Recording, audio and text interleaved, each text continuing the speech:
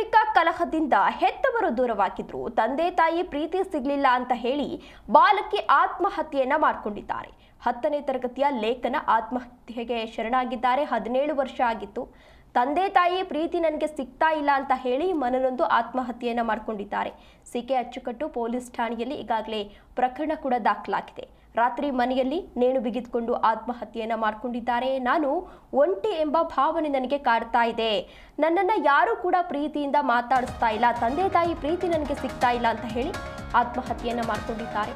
ಕೌಟುಂಬಿಕ ಕಲಹದಿಂದ ಹೆತ್ತವರು ಅಂದ್ರೆ ತಂದೆ ತಾಯಿ ಏನಿದ್ರು ಅವರು ದೂರ ಆಗಿದ್ರು, ತಂದೆ ತಾಯಿ ಪ್ರೀತಿ ಸಿಗ್ತಾ ಇಲ್ಲ ಅಂತ ಹೇಳಿ ಬಾಲಕಿ ಆತ್ಮಹತ್ಯೆಯನ್ನ ಮಾಡಿಕೊಂಡಿರುವಂತಹ ಘಟನೆ ನಡೆದಿದೆ.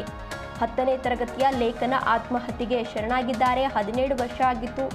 10th ಓದ್ತಾ ಇದ್ರು. ಆತ್ಮಹತ್ಯೆಯನ್ನ ಮಾಡಿಕೊಂಡಿದ್ದಾರೆ. ಸಿಕೆ ಅಚ್ಚುಕಟ್ಟು ಪೊಲೀಸ್ ಠಾಣೆಯಲ್ಲಿ ಈಗಾಗಲೇ ಪ್ರಕರಣ ಕೂಡ ದಾಖಲಾಗಿದೆ. ರಾತ್ರಿ ಮನೆಯಲ್ಲಿ ನೇಣು ಬಿಗಿದುಕೊಂಡು ಆತ್ಮಹತ್ಯೆಯನ್ನ ಮಾಡಿಕೊಂಡಿದ್ದಾರೆ. ದೃಶ್ಯಾವಳಿಗಳಲ್ಲಿ ನೀವು ಕೂಡ ಇದೀಗ ಗಮನಿಸ್ತಾ ಇರಬಹುದು. ಈಕೆ ಲೇಖನ 17 ವರ್ಷ ಆಗಿತ್ತು.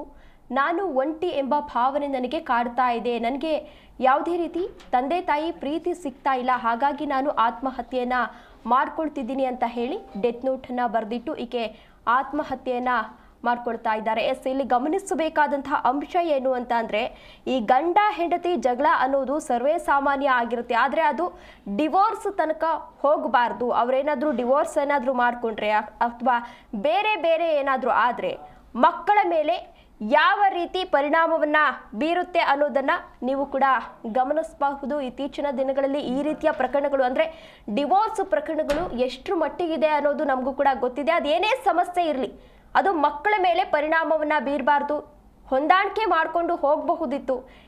ಅವರಿಬ್ಬರ ತಪ್ಪಿನಿಂದ ಇದೀಗ ಮಗಳು ಬಲಿಯಾಗಿದ್ದಾಳೆ. ದೃಶ್ಯಾವಳಿಗಳಲ್ಲಿ ನೀವು ಕೂಡ ಇದೀಗ ಗಮನಿಸ್ತಾ ಇರಬಹುದು. ಈಕೆಯ ಲೇಖನ 17 ವರ್ಷ ಆಗಿತ್ತು. ಬದುಕಿ ಬಾಳಬೇಕಾಗಿದ್ದಂಥ ಹುಡುಗಿ ಆತ್ಮಹತ್ಯೆಯನ್ನು ಮಾಡಿಕೊಂಡಿದ್ದಾರೆ.